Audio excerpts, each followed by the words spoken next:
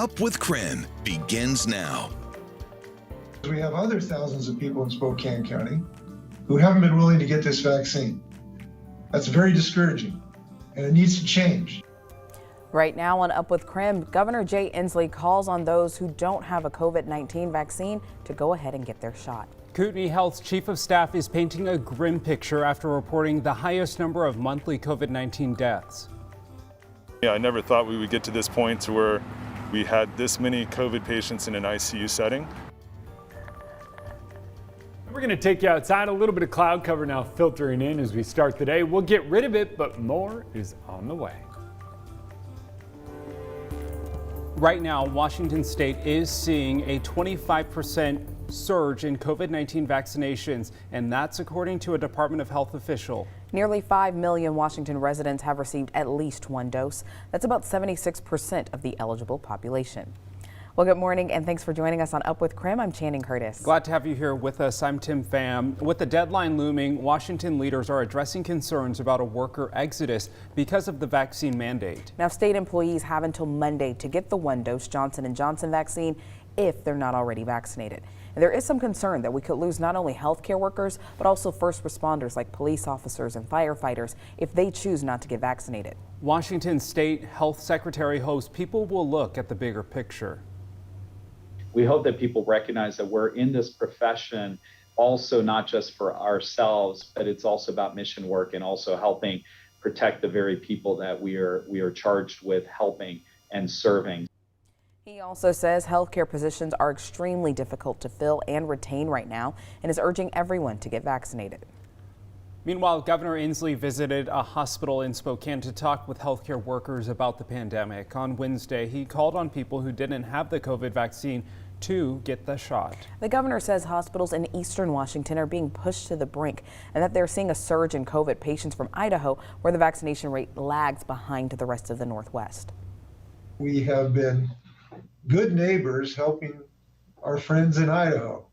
As governor of Washington, it is frustrating that politicians in Idaho are not helping on this subject. Governor Inslee says Washington's COVID vaccination rate is 16% higher than Idaho's. The vaccination rate in Spokane County is 13% higher than Kootenai County. Meanwhile, Idaho Governor Brad Little visited Kootenai County, the fairgrounds in Coeur d'Alene. Now, he toured the antibody treatment center run by Heritage Health yesterday. The center opened earlier this month to help treat COVID-19 patients. The treatment uses lab-made antibodies that help your body's immune reaction in the fight against COVID-19. The site at the Kootenai County Fairgrounds can handle 6 patients at a time. Little says the center frees up more resources for hospitalized patients in the state. If you get into a bad car wreck or you have a heart attack, you're going to get care, but it's close right now. What you're not going to get is the elective or discretionary surgery that's necessary, and we just can't do that for very long, and that's why what Heritage is doing up here is so important. Yesterday, doctors at Kootenai Health treated 115 COVID-19 patients, 41 of them in critical care and 17 on ventilators. This marks more than 2 weeks of more than 110 COVID patients at Kootenai Health. Health leaders reported 34 deaths from COVID this month. Very disheartening, very surprising. I'm trying to choose the right word. I've signed a lot of death certificates in the last couple months, and a lot of death certificates of young people that I don't think should have been hospitalized. I think that this in my mind is a very preventable disease. Well, right now, Idaho remains in crisis standards of care, and this means limited care to patients. Some people are even being treated in non-traditional spaces at Kootenai Health, like conference rooms. Federal resources deployed to the hospital will stay there until November. For more information on COVID-19 in Washington and in Idaho, you can always text the word COVID to 509-448-2000. We'll send you a link with more information.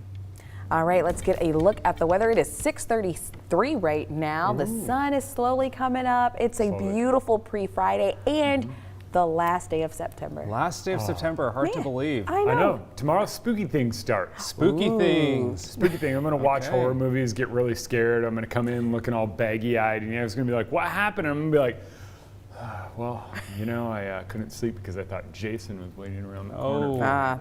Was Jason the one you were afraid of as a kid? Yes. Mine was Jeepers Creepers. I was Freddy Krueger. Yeah. Freddy Krueger. Oh man, Freddy Krueger. I was terrified to go to sleep. Yeah, that makes perfect sense. Yeah. Oh man. Oh. All right. Yeah. So anyway, other things to be afraid of. Winter's on the way, and it's looking like it's going to be colder and wetter than what we consider to be normal. So for now, the moral of the story is to enjoy the final day of September because we do have temperatures on the rise. Right now, we got a little bit of cloud cover and some mildness going on. We're in the mid-40s here in Spokane, and not too far from there in Coeur d'Alene. 41, Sandpoint back down in the 30s, but you've been trending between 41 and 39 this morning. 46 in Moses Lake and 50 in Wenatchee. Wind picks up later on this afternoon. Not a spooky wind just yet. It would be tomorrow.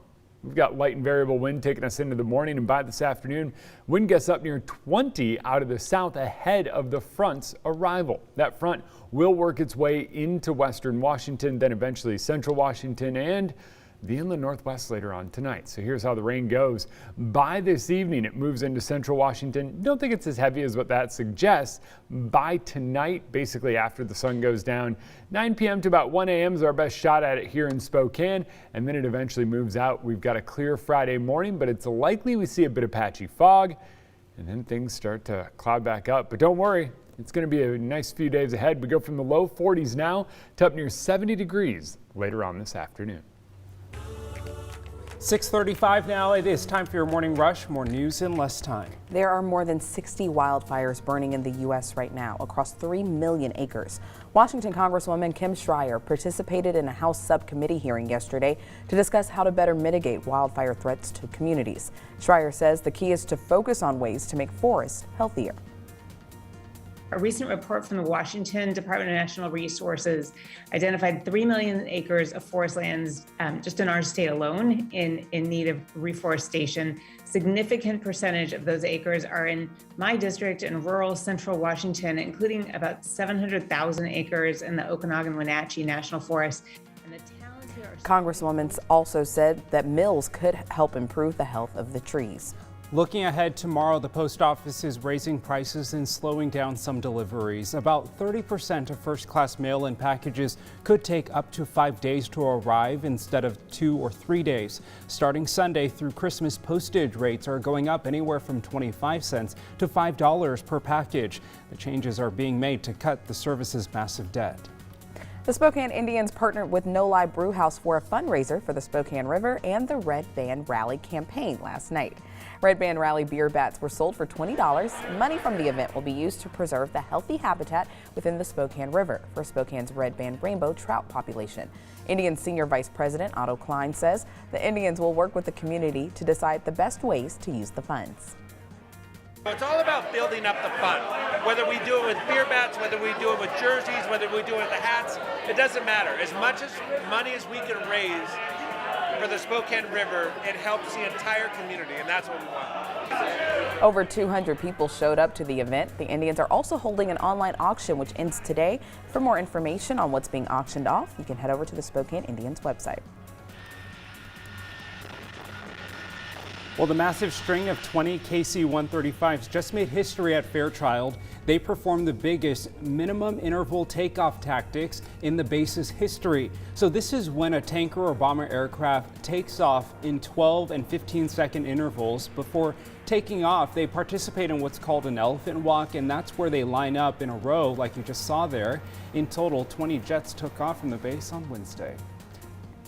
Now that's your Morning Rush. More news in less time. Let us know what's going on in your neighborhood by using the hashtag #UpWithKREM on social media.